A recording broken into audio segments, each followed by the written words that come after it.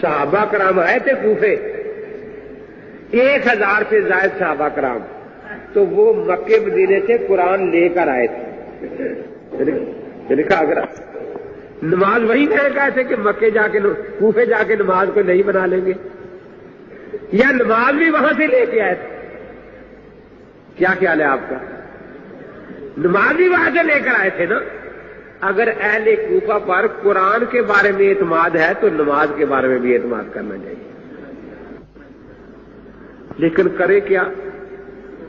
وہ ایک رافضی کہتا ہے یہ نماز غلط ہے، دوسرا رافضی کہتا ہے یہ قرآن غلط ہے. لیکن قرآن کوفہ میں کہاں سے آیا؟ مکہ مدینہ سے. نماز کہاں سے آئی؟ مکہ مدینہ سے. تو جب کوفے والے امام کی قرات قرآن کی تمہیں پسند ہے تو کوفے والے امام نے جو نماز صحابہ کی مرتب کر لی، بھئی وہ کیوں پسند نہیں؟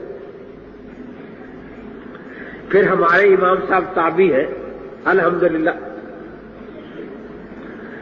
آپ نے صحابہ کی زیارت کی ہے. جس صحابی نے اللہ کے نبی کا دور نبوت پورا پایا وہ بلا کتنے سال ہے دور نبوت؟ 23 سال. بالکل ٹھیک ہے. کتنا؟ 23 سال. اور امام صاحب نے تقریباً 40 سال صحابہ کا زمانہ پایا ہے. تو 40 سال کی عمر میں مسلمان نماز شروع کر دیتے ہیں یا نہیں؟ خاص طور پر خیال کرو ان کے مسلمان. کیا خیال ہے؟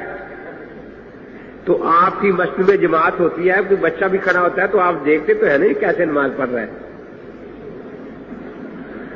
امام صاحب صحابہ کو دیکھتے تھے اور صحابہ امام صاحب کو دیکھتے تھے نماز پڑھتے ہوئے. اگر امام صاحب کی نماز خلاف سنت ہو تو صحابہ کو ٹوکنا چاہیے تھا یا نہیں؟ اور وہی چڑھتے نا جو موضوع سے متعلق ہو. صحابہ کرام رضوان اللہ اجمعین کی آپ نے زیارت کی.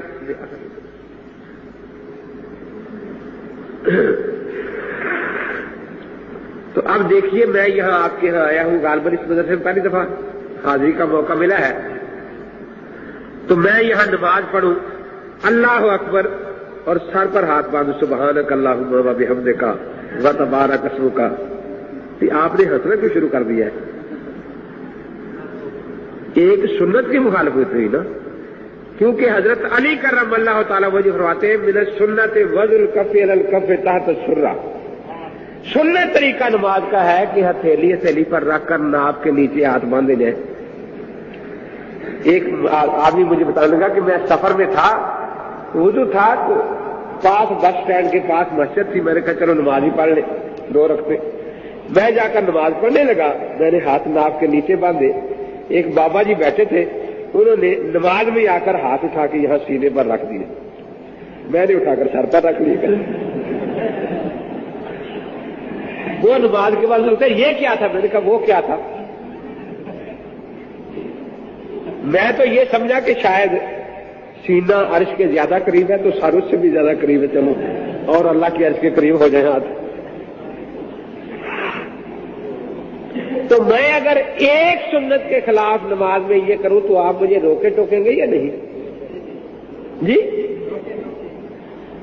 اس کا مطلب یہ ہے کہ 15ویں صدی کے مسلمانوں کا ایمان بہت ہی زیادہ مضبوط ہے کہ یہ ایک سنت کے خلاف بھی عمل. اور معاذ اللہ جس کو اللہ کے نبی پاک خیل قرون فرما رہے ہیں، صحابہ تابعین اور تبع تابعین جو تھے ان میں سنت کی معاذ اللہ کوئی محبت نہیں تھی. ساری نماز ہی امام صاحب غلط پڑھتے رہتے، کوئی ٹوکتا ہی نہیں. کیونکہ باقی 15ویں صدی کے لوگوں کا ایمان زیادہ مضبوط ہے یا خیال قرون والوں کا؟ تو ہم جو نماز پڑھتے ہیں الحمدللہ ہمیں فخر ہے، ہماری نماز کی تصدیق صحابہ کے سامنے ہو چکی. اگر اس میں کوئی غلطی ہوتی تو صحابہ ضرور جاتا تھے. اب جس نماز کی تصدیق صحابہ کے سامنے ہو چکی ہو، مجھے ان دوستوں پر نہیں گلا، آپ سے گلا ہے کہ صحابہ کی تصدیق کے بعد آپ چاہتے ہیں کہ وہ بابا روڑیا جو گڈیریاں بیچتا ہے وہ کہے گا نا نماز صحیح ہے تو ہم مانیں گے صحیح ہے. کیا صحابہ کی تصدیق کے بعد کسی بابے روڑیے کی تصدیق کی ضرورت ہے؟ جی کسی کسیٹی خاں کی تصدیق کی ضرورت ہے؟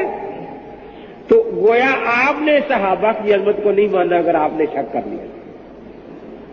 امام صاحب تابعی ہے، کہہ دو صحابہ استاد ہے.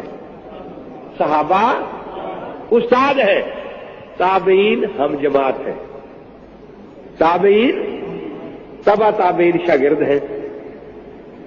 ہماری نماز صحابہ کے سامنے تصدیق ہو چکی، تابعین کے سامنے تصدیق ہو چکی، تبع تابعین کے سامنے تصدیق ہو چکی. ان کی تصدیق کے بعد ہمیں کسی 15ویں صدی کے آدمی کی تصدیق کی کوئی ضرورت نہیں. یا ہے گجرا والا میں یہ بیان کر رہا تھا میں تو ایک نوجوان کو غصہ آ گیا، کھڑا ہو گیا سامنے کہ جی آپ کی نماز تصدیق ہوگی ہماری نہیں ہوئی. میں نے کہا فرمائیے. یہ حکیم صادق سیال کوٹی نے کتاب لکھی صلاۃ الرسول، نوائے وقت اخبار نے تصدیق کی کہ بہت اچھی کتاب ہے. مرزائیوں کے رسالے شہاب نے تصدیق کر دی کہ بہت اچھی کتاب ہے. کراچی کے صحیفہ اہل حدیث نے تصدیق کر دی کہ بہت اچھی کتاب ہے. کہ بڑی اچھی بات ہے، تصدیق تو ہوگی آپ کی بھی. لیکن ہماری نماز کی تصدیق ہوئی صحابہ کے سامنے، تابعین کے سامنے، اور ان کی تصدیق کر دی عرش والے نے. والذین اتبعوہم بإحسان رضی اللہ عنہم ورضوا عنہ. ہماری نماز کی تصدیق ہوئی تبع تابعین کے سامنے بھی، اور ان کی تصدیق کر دی فرش والے نے. حضور پاک صلی اللہ علیہ وسلم نے خیر الناس کرنی ثم الذین یلونہم ثم الذین یلونہم. تو آپ بھی کوئی آیت حدیث پڑھے کہ شہاب رسالہ مرزائیوں کا تصدیق کر دے تو وہ بھی تصدیق قابل اعتماد ہے.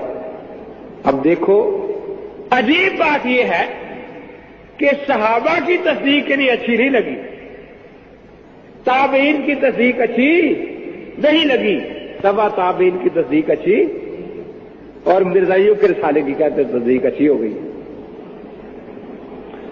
ہمارے امام صاحب رحمۃ اللہ نے 55 حج کیے ہیں. کتنے؟ اللہ تعالیٰ ہر مسلمان کو اپنے گھر کے حج اور نبی پاک کے روضے پاک کی زیارت کی توفیق عطا فرمائے. جنگ کا رہنے والا مسلمان حج کے لیے چلا جائے، یہاں نماز میں سستی بھی کرتا ہو تو وہاں حج میں جا کے نمازیں پڑھتا ہے یا نہیں؟ پڑھتا ہے نا. تو امام صاحب جب حج پر جاتے تھے وہاں نمازیں پڑھتے تھے یا نہیں؟ پڑھتے تھے نا. اگر اس نماز میں ایک بات سنت کے خلاف ہوتی تو مکے والوں کا حق تھا اعتراض کرنا، مدینے والوں کا حق تھا اعتراض کرنا. لیکن مکے والے کیا کہتے ہیں؟ ما رأینا احسن صلاۃ من ابی حنیفہ. ابی حنیفہ سے زیادہ پیاری نماز ہم نے کسی کی دیکھی نہیں. الخیرات الاسان میں علامہ ابن حجر مکی شافعی لکھ رہے ہیں کہ اہل مکہ یہ کہتے تھے. اور یہ نہیں کہ امام صاحب کی چھپے ہوئے لوگ تھے وہاں. امام لیث بن سعد مصر کے بہت بڑے امام ہیں. کہتے 113 ہجری میں، کس ہجری میں حج کے لیے مصر سے چلا. دل میں یہی شوق تھا کہ امام اعظم ابو حنیفہ رحمۃ اللہ علیہ حج پر آئے تو ان کی زیارت بھی کر لوں. بڑی شہرت تھی حضرت. میں جب پہنچا تو ایک نوجوان کھڑا ہے اور اس کے گرد دنیا اکٹھی ہے. کوئی قرآن کی آیت کی تفسیر پوچھ رہا ہے، کوئی حدیث کے بارے میں پوچھ رہا ہے، کوئی قاضی قانون کا مسئلہ پوچھ رہا ہے، کوئی تاریخ کی بات پوچھ رہا ہے، کوئی جغرافیہ کی بات پوچھ رہا ہے. اور میں حیران ہوں کہ سوال کرنے والے کو سوال کرنے میں دیر لگتی ہے لیکن اسے جواب دینے میں دیر نہیں لگتی. تو میں بھی کھڑا ہو گیا کہ بھئی یہ بھی کوئی اچھا آدمی ہے، اس کی باتیں سن لیں پھر پتہ کریں گے کہ امام ابو حنیفہ رحمۃ اللہ علیہ آئے ہیں حج پر یا نہیں. تو میں کھڑا سن رہا تھا، اتنے میں ایک نے سوال یوں کیا، ما تقول فی ھذا یا ابا حنیفہ. ابو حنیفہ اس مسئلے میں آپ کیا فرماتے ہیں؟ اب میں نے سوچا کہ اچھا یہی ابو حنیفہ ہے جن کے لیے میں پہنچا ہوں یہاں زیارت کے لیے. تو یہ 113 ہجری ہے. 150 تک آپ کی شان بڑی ہے، گھٹی نہیں. یہاں تک تاریخوں میں آتا ہے کہ حضرت امام صاحب رحمۃ اللہ علیہ جب تشریف لے جاتے تو اعلان ہو جاتا تھا کہ وہ فقیہ اعظم پہنچ چکے ہیں، کسی نے فتویٰ لینا ہو تو ان سے لیں. مکہ مکرمہ میں. اب مکہ والوں نے تو نہیں کہا کہ امام ابو حنیفہ کی نماز غلط ہے، مدینہ والوں نے کبھی نہیں کہا کہ امام ابو حنیفہ رحمۃ اللہ علیہ کی نماز غلط ہے. مرزا کے لیے تھے ہر جائے کے لیے تھے، مرزا کے لیے تھے ہر جائے کے لیے تھے.